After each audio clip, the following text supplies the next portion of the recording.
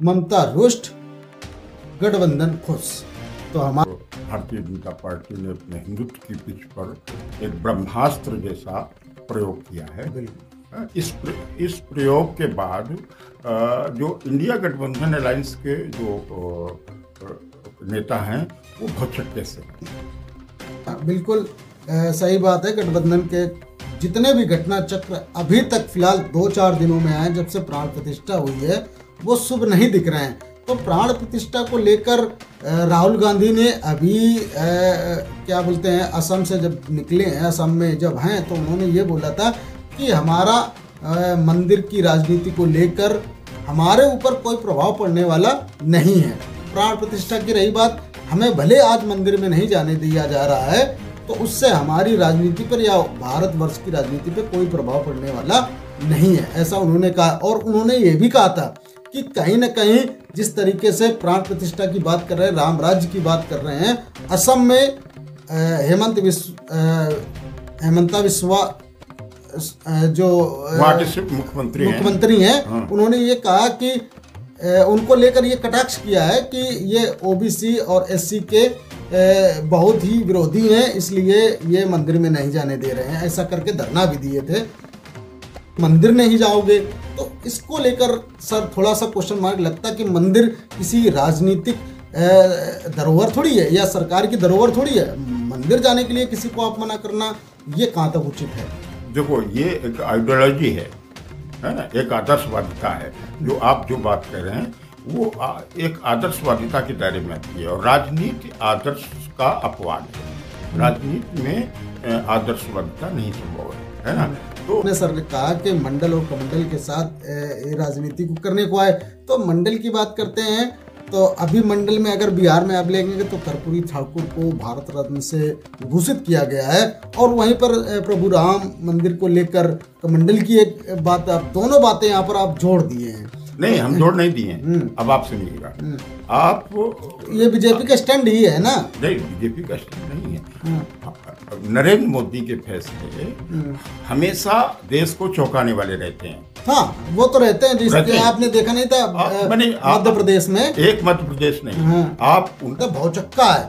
तो कहीं ना कहीं इंडिया गठबंधन पूरी तरीके से फेल हो गया है, और कहीं ना कहीं ममता के बिना एनडीए गठबंधन बिल्कुल मतलब अकेला पड़ सकता है। ममता एक बड़ा चेहरा है और गठबंधन में उनकी बड़ी भूमिका हो सकती है, और उनके बिना, जैसा कि जयराम रमेश कांग्रेस के प्रवक्ता ने कहा कि गठबंधन की कल्पना नहीं की जा सकती है, वास्तविक भी है।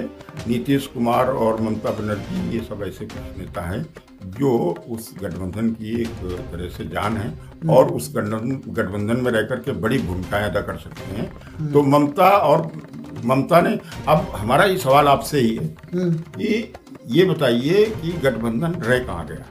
गठबंधन पूरी तरीके से मतलब खत्म होने के कगार पे अटका हुआ है। कारण उसका ये है कि ममता ने तो सार्वजनिक रूप से ऐलान कर दिया। हाँ, मान ने भी पूरी तरह से इस बात को ऐलान किया। बिल्कुल बिल्कुल।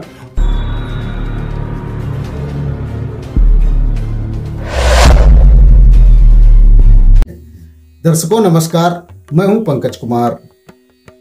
आप सभी लोगों का बोलो इंडिया एक्सप्रेस के मंच पर आपका हार्दिक स्वागत है।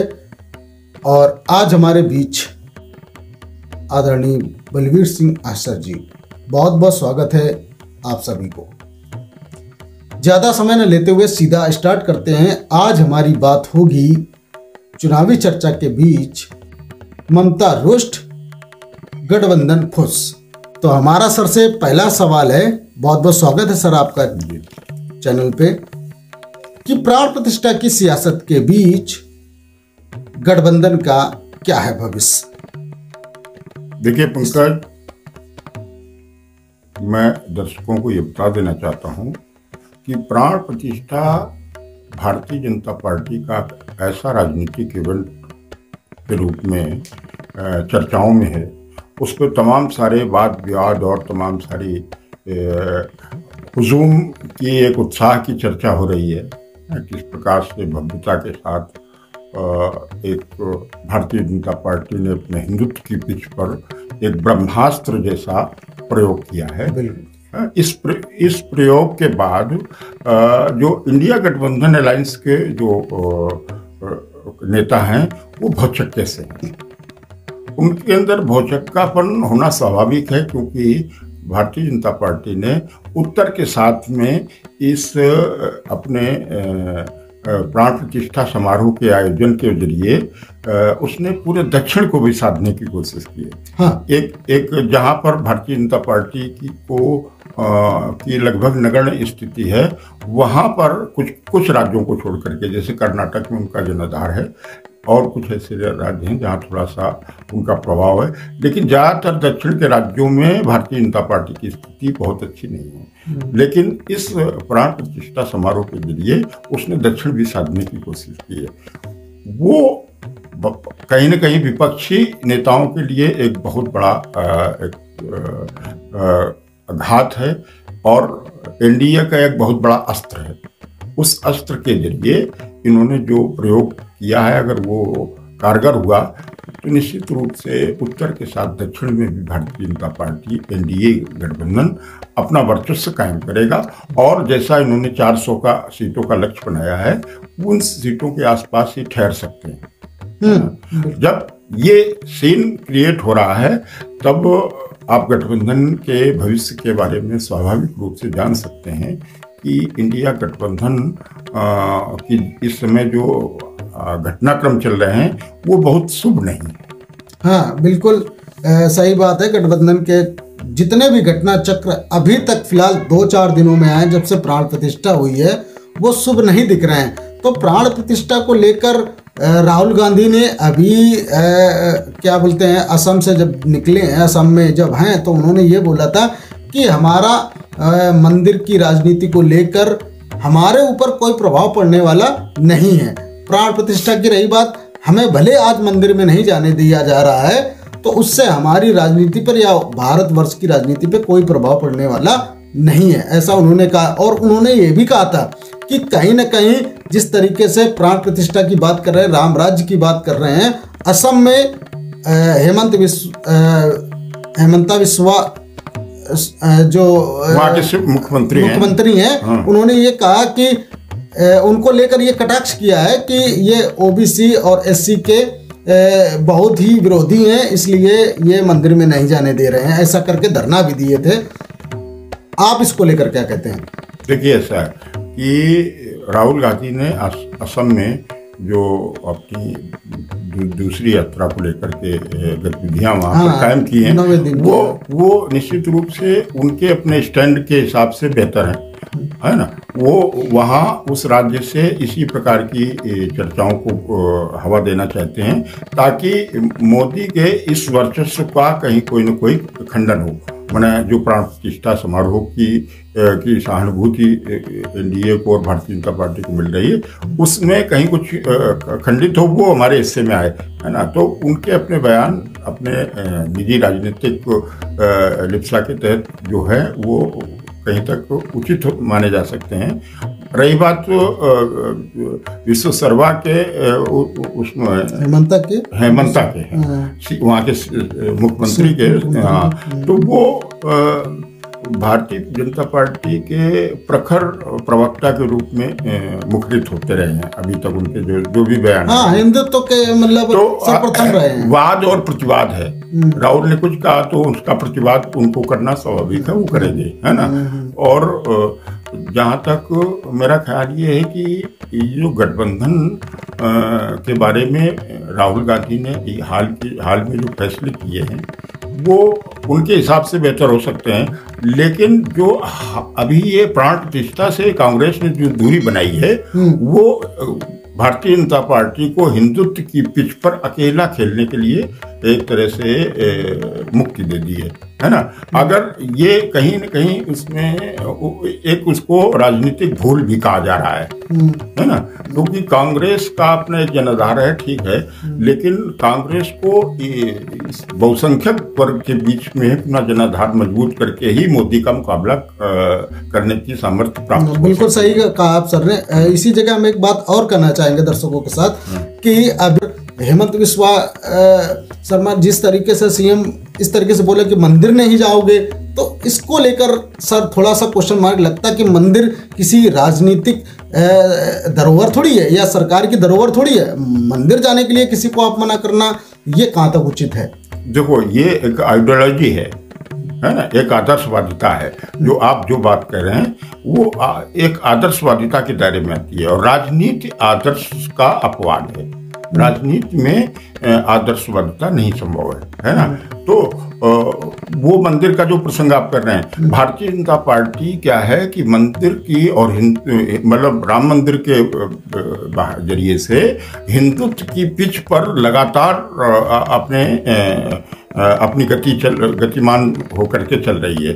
और ये 1989 में बीपी सिंह की सरकार में शामिल होने के बाद जिस प्रकार से मंडल आयोग की रिपोर्टों के बाद में भारतीय जनता पार्टी ने सोचा कि बीपी सिंह अब इस देश के स्थायी प्रधानमंत्री हो सकते हैं, इसलिए उन्होंने कहा कि हम फिर क्या करेंगे, हम इसी प्रकार से राजनीति करते रहेंगे तो क्या बैसाखी बन करके ऐसे इनके सारे हैं। तो उन्होंने मंडल की राजनीति के सामने एक कमंडल की राजनीति का आश्रय लिया और उन्होंने रथ यात्रा शुरू की। वहां से भारतीय जनता पार्टी का संघर्ष शुरू होता है मंदिर के नाम पर, है ना। और वो लगातार आज 2024 में एक प्राण प्रतिष्ठा के रूप में साकार हुआ है। हाँ, बिल्कुल बिल्कुल हुआ है। जिस पार्टी ने इतने वर्षों तक उस मुद्दे को लेकर के संघर्ष किया हो, तो जाहिर सी बात है कि वो प्राण प्रतिष्ठा और राम मंदिर को लेकर के वो जितना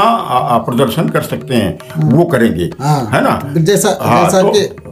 जैसा कि आपने सर ने कहा कि मंडल और कमंडल के साथ राजनीति को करने को आए, तो मंडल की बात करते हैं। तो अभी मंडल में अगर बिहार में आप लेंगे तो कर्पूरी ठाकुर को भारत रत्न से भूषित किया गया है, और वहीं पर प्रभु राम मंदिर को लेकर कमंडल की एक बात, आप दोनों बातें यहाँ पर आप जोड़ दिए हैं। नहीं, हम जोड़ नहीं दिए हैं। अब आप सुनिएगा, आप ये बीजेपी का स्टैंड ही है ना? नहीं, बीजेपी का स्टैंड नहीं है। नरेंद्र मोदी के फैसले हमेशा देश को चौंकाने वाले रहते हैं। हाँ, वो तो रहते हैं, जिसके आपने देखा नहीं था मध्य प्रदेश में, एक मध्य प्रदेश नहीं, आप उनके कार्यकाल का पूरा अगर इतिहास देखेंगे तो हर फैसला उनका चौंकाने वाला हो। चाहे सर्जिकल स्ट्राइक हो या और दूसरे फैसले हो, धारा 370 हटाना हो, हैं, और तमाम सारे मुद्दे हैं जो वो फैसले चौंकाने वाले थे। तो उन्होंने एक तरह से इंडिया गठबंधन की और हवा निकाली। प्राण प्रतिष्ठा के बाद उन्होंने एक तरह से विपक्ष में और प्रखर विखंडन पैदा करने के लिए उन्हीं का नेता उन्होंने सेलेक्ट किया, और जिस प्रकार से प्रणब मुखर्जी को भारत रत्न देकर के उन्होंने अपने शिष्य ऋण का अदा किया, ये कहा जा सकता है। क्योंकि ऐसा प्रधानमंत्री नरेंद्र मोदी भी कई बार कह चुके हैं कि हम 2014 में प्रधानमंत्री बनने के बाद अनाड़ी थे, और राष्ट्रपति उस समय प्रणब मुखर्जी थे जो कांग्रेस के थे, है ना। और उनकी वो एक लंबा प्रसंग है, कांग्रेस से असंतुष्ट थे, है ना। और नरेंद्र मोदी में उन्होंने एक ऊर्जा देखी और उन पर पूरा आशीर्वाद। तो ऊर्जा मिली थी उनको लाल कृष्ण आडवाणी से, उनके पैर छू के, और कभी पीछे नारा लगाते थे। ऊर्जा तो कहीं ना कहीं लाल कृष्ण आडवाणी ने ही दिया है मोदी को। ये आप सर बताइए, इस पे आप क्या कहते हैं? ये नहीं, जनता का प्रश्न है, ये सवाल भी उठ रहे हैं। ऊर्जा के बाद में जो प्रतिफल सत्ता के रूप में मिला, और सत्ता के संचालन के लिए भी तो एक गुरु चाहिए था। तो गुरु को ही कर दिया। तो एक गुरु ने ताकत दी उस दायरे पे खड़े होने के लिए, संसद में नेता के रूप में खड़े होने के लिए, भारतवर्ष के प्रधानमंत्री के रूप में, और दूसरा उनको प्रशिक्षण की भी जरूरत थी। वो बहुत ही मजे हुए कांग्रेस के ही लीडर से उन्होंने प्रशिक्षण लिया, और उसके बाद उनको भारत रत्न दिया है। तो श्रेय किसने लिया?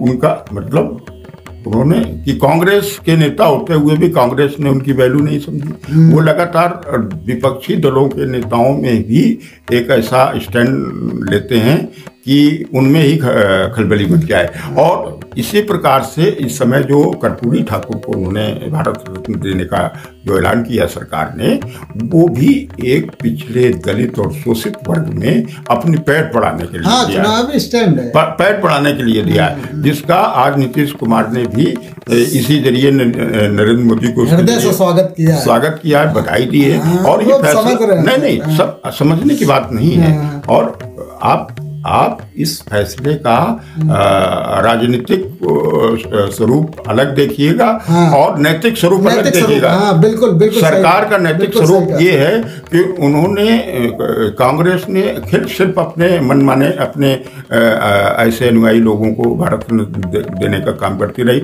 वहीं ये ऐसे फैसले कर रहे हैं कि जिससे हम तुम्हारे ही बीच जो ऐसे थे जिनकी योग्यता होने के बाद भी उनकी वैल्यू नहीं हुई, उनको हम वैल्यू देंगे। बिल्कुल। तो वो विपक्षी दलों से उनके मुद्दे छीन रहे हैं, बिल्कुल सही छीन रहे हैं।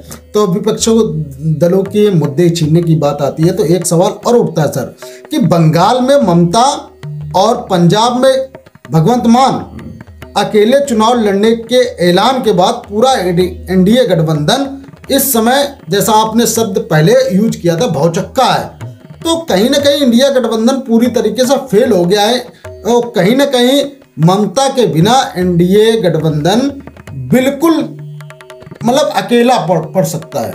ममता एक बड़ा चेहरा है और गठबंधन में उनकी बड़ी भूमिका हो सकती है।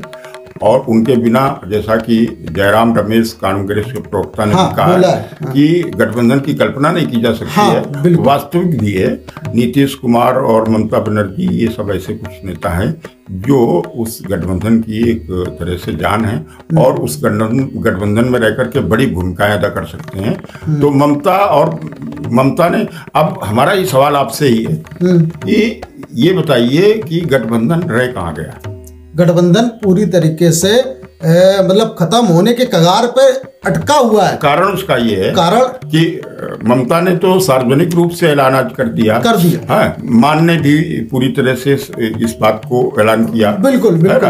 और अखिलेश पहले से ही उत्तर प्रदेश में कांग्रेस को उसके मनमानी सीटें नहीं देना चाहते। बिल्कुल, है ना, क्योंकि वो सवाल करते हैं कि तुम्हारा यहाँ पर वजूद जनाधार कम है, इसलिए सीट शेयरिंग हमारे मुताबिक होनी चाहिए। तो यहाँ भी वो बात बनते नहीं लग रही है, जैसा कि कांग्रेस ने 15 सीटें मांगी हैं उत्तर प्रदेश में, है ना, और वो 65 सीटों पर वो खुद लड़ने की बात कह चुके हैं। बंगाल में भी सुनिए, पूरी बात सुनिए। अखिलेश 65 सीटों पर उत्तर प्रदेश में चुनाव लड़ने की बात कह चुके हैं और 7 सीटें उन्होंने दे दी हैं किसको? आरएलडी को। आप कितनी चौधरी को? अब कांग्रेस को कितनी दे सकते हैं ये सीटें? तो यहाँ भी गठबंधन लगभग गठबंधन की बात बनते नहीं नजर आ रही है ना। दिल्ली में भी केजरीवाल की अपनी महत्वाकांक्षा है। वो दिल्ली में कांग्रेस के साथ बहुत ही सामंजस्य के साथ सीटों का बंटवारा करने की स्थिति में नहीं रह गए। मान ने कहीं न कहीं केजरीवाल के ही आंतरिक संकेतों के आधार पर ही इस तरह की बात कही। हाँ, बिना केजरीवाल के आंतरिक संकेतों के माध्यम से। और इधर बिहार की बात कर लीजिए तो बिहार में लगातार खबरें आ रही हैं कि नीतीश और आरजेडी के बीच में बहुत ही तकरार और मनमुटाव खटास की बातें चल रही हैं। तो आप स्वागत भी तो कर रहे हैं अमित शाह जी, आइए। हाँ, स्वागत तो हमें लगता है कि कुछ ऐसे इनकी आपस में वार्तालाप अंदरूनी चल रही है, क्योंकि अभी कल नीतीश कुमार राज्यपाल से मिलने गए। राज्यपाल से मिलने मतलब बहुत ऐसा घटनाक्रम है कि वहाँ अंदरूनी इस परिवर्तन में कहीं ना कहीं उनकी बड़ी भूमिका होती है और उसमें क्या घटनाक्रम होगा ये कुछ आने तो ये नीतीश की बात आती है तो नीतीश का एक ही सवाल आपको टॉपिक में देते हैं सर, इसी चर्चा में देते हैं। नीतीश के एनडीए में जाने की चर्चाओं में कहां तक आप सच्चाई समझ रहे हैं कि क्या अमित शाह के बयान को लेकर, क्या नीतीश के विधायकों को लेकर या बीजेपी विधायकों के 1-2 लोगों को कहने से लेकर नीतीश की चर्चा यहाँ तक कहाँ तक सच साबित होती है कि कहीं ना कहीं वो एनडीए में जाएंगे? नीतीश का जिस प्रकार से इंडिया गठबंधन की 2 मीटिंगों में समय से पहले वहां से प्रस्थान कर लेना है और कहीं उनको संयोजक के रूप में प्रेजेंट न करने से, संयोजक के रूप में प्रेजेंट न करना, 5 स्टार होटलों में तक नहीं रुके हैं। नहीं, वो अलग की बातें हैं। वो उनके अंदर कहीं ना कहीं खींच पैदा कर रही है इसी बातों को, क्योंकि उनके ही परिश्रम का प्रारूप है ये इंडिया गठबंधन। हाँ बिल्कुल सत्य, ठीक है। तो ऐसे में और इधर तेजस्वी यादव की महत्वाकांक्षाओं को पहले से ही समझा जा सकता है कि वो मुख्यमंत्री बनने के लिए आतुर है। हाँ। है। और ऐसा इसलिए भी कि नीतीश कुमार ने ही उनको कहा था कि हमारे उत्तराधिकारी ये है ना। हाँ। तो वो अपना उत्तराधिकार एक निश्चित समय पर देना चाहते हैं, लेकिन वो समय से पहले पाना चाहते हैं। तो एक खिंचाव और तनाव की स्थितियां महागठबंधन में है बिहार में, ठीक है। तो अब ऐसे में आप समझ सकते हो कि गठबंधन की क्या स्थिति है पूरे देश में। यही सारे राज्यों में गठबंधन का प्रारूप बनना था और लगातार सीट शेयरिंग की बात बिगड़ती जा रही है। तो अब इंडिया गठबंधन के भविष्य का आकलन आप स्वयं कर सकते हैं। इंडिया गठबंधन का आकलन करने की बात कर रहे हैं सर। कहीं न कहीं इंडिया गठबंधन पूरी तरीके से इस तरीके की छवि भारत में बना रहा है कि भारत में गठबंधन की कोई जगह नहीं है। सब हर आदमी, चाहे वो केजरीवाल हो वो कह रहे हैं हम प्रधानमंत्री बनेंगे, अखिलेश यादव हो वो कह रहे हैं हम प्रधानमंत्री बनेंगे, या उनके समर्थक कह रहे हों, या नीतीश के समर्थक कह रहे हों, या तेजस्वी के समर्थक कह रहे हों, या ममता बनर्जी के समर्थक कह रहे हों, तो कहीं ना कहीं ये सारे एक होड़ में लगे हुए हैं कि हम प्रधानमंत्री बनेंगे। और भारतवर्ष का एक प्रधानमंत्री है नरेंद्र मोदी जी, जो राम राज्य की स्थापना करने के बाद पूरी तरीके से गठबंधन भौचक्का है कि हमें करना क्या है। और कहीं ना कहीं, और इसी जगह सर हम एक सवाल और जोड़ना चाहेंगे कि भारतवर्ष के अंदर जिस तरीके से मोदी मय के साथ साथ राम राज्य स्थापित किया है मोदी जी ने, तो उस जगह 2 प्रकार के सवाल उठ रहे हैं। ऐसा हमारा कहना नहीं है, ऐसा समाज में और जनता में ये विचार चल रहे हैं कि मोदी की बात करते हैं आप जहां पर कि उन्होंने प्राण प्रतिष्ठा किया है, तो ऐसा कुछ है नहीं। मोदी 2 प्रकार के भक्त हैं, एक है राम भक्त और एक है मोदी भक्त। मोदी भक्तों को लगता है कि मोदी ने किया है, और राम भक्त जो हैं वो हजारों सैकड़ों साल से लाइन में खड़े हैं आज भी रामलला की पूजा करने के लिए। जिस तरीके से आपने उसमें देखा प्राण प्रतिष्ठा में कि जितनी सेलिब्रिटी हैं जो पैसा खर्च कर सकता है, जिनके पास करोड़ों अरबों रुपए हैं, वो सब आगे बैठे हैं और जो तप कर रहे हैं, जो पैदल चल रहे हैं, जिनके पैरों में चप्पल नहीं है, जो एज ए पूरा प्राण मांगते हैं प्रभु राम को, उनके लिए कोई व्यवस्था नहीं थी। वो सिर्फ ताली बजाने के लिए गए हैं। और आज की व्यवस्था हम आपको बताएं तो योगी आदित्यनाथ ने कहा है कि दर्शन सभी को कराओ, कैसे भी कराओ, एडीजी को, डीजी को, जाने पूरा उत्तर प्रदेश शासन लगा हुआ है। उसको लेकर आप क्या कहेंगे? देखिए, हम बार बार आपसे कह रहे हैं कि आदर्श और व्यवहार राजनीति में दोनों में बहुत फर्क है, जमीन आसमान का फर्क है, ठीक है। तो आदर्श के नाते तो प्राण प्रतिष्ठा के जरिए एक मोदी ने ये संदेश दिया है कि हम राम राज्य जैसी स्थितियां, शासन और सुशासन ये आपको देंगे, जैसा कि हम लगातार अभी तक आपको देते आ रहे हैं, ठीक है। और वो अपनी इसी जरिए उपलब्धियां बताते हैं, है ना। उनके नेता ये सारी बातें बताते हैं। और जैसा कि आपने कहा कि वहाँ व्यवस्थाएं नहीं थी, ये ऐसा कुछ, ये सब ऐसे सवालों का वो हैं, संकेत हैं कि जिनको सिर्फ और सिर्फ मोदी का विरोध करना है, ठीक है। तो सुनिए बात, मोदी ने ही स्वयं ये अपील की थी जनता से कि वहां मत आइएगा। और वहां पर जो लोग थे, जितने लोग आमंत्रित थे, उनके लिए सरकार ने सारी व्यवस्थाएं की थी, ठीक है। तो अब आप उनकी दीनहीनता के बारे में बात क्योंकि आप इत्मीनान से दर्शन कीजिए। कोई ऐसा तो नहीं है कि वो मंदिर स्थापित हुआ है तो सिर्फ दर्शन के लिए ही स्थापित हुआ है। तो भारत की जो धर्मभीरू जनता है उसको भी धैर्य के साथ तो रामलला के दर्शन करने चाहिए। व्यवस्थाओं में सरकार का सहयोग करना चाहिए।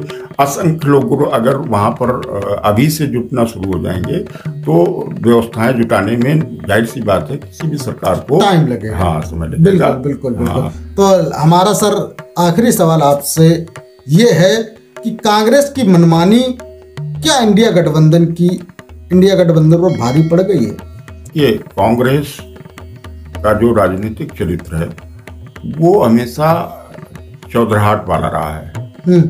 बिल्कुल बिल्कुल सही कहा सर। तो उनकी जो इस गठबंधन में सीट शेयरिंग के मामले में अपने ढंग से सीटों की डिमांड है, वो उसी चौधराहट का ही एक नतीजा है। हाँ। उसी का एक अपना उनका क्रियान्वयन है।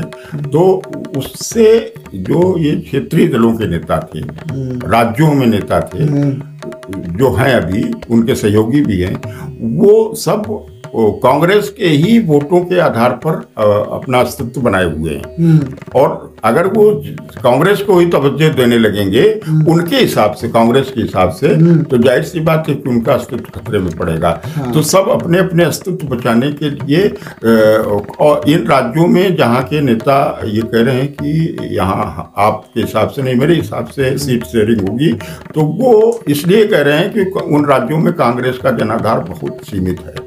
उत्तर प्रदेश हो, बिहार हो, है ना।